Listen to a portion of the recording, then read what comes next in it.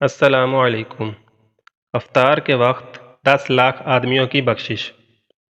ایک روایت ہے کہ خدائے ذوالجلال روزانہ افطار کے وقت ایسے 10 لاکھ آدمیوں کی گردنیں جہنم سے آزاد فرماتے ہیں جو جہنم کے مستحق ہو چکے ہوں، مگر ایسے مبارک ایام میں ایک بد نصیب شخص ایسا بھی ہے جس کی مغفرت نہیں کی جاتی اور وہ اللہ پاک کی رحمت سے محروم رہ جاتا ہے۔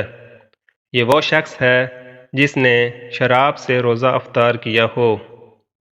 حرام سے افطار کرنے کی یہ نحوست ہے کہ کریم کی نظر کرم سے محروم ہو گیا، اور یہ یقین کر لیجئے جس شخص کی رمضان المبارک میں بھی بخشش نہ ہوئی اس سے زیادہ بدبخت اور محروم القسمت کوئی نہ ہوگا۔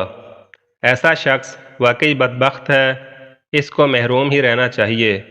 اس لیے روزہ افطار کرنے میں کھانے پینے کی ہر وہ چیز جو حرام اور ناجائز طریقے سے حاصل ہو وہ بھی حرام ہے، اس سے بھی مکمل پرہیز کیجیے۔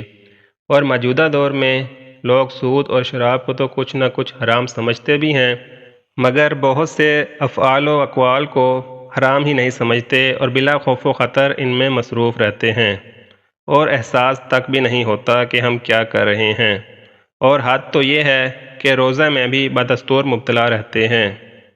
اللہ تعالی ہمیں حرام سے بچنے اور حلال کھانے کی توفیق عطا فرمائے، آمین۔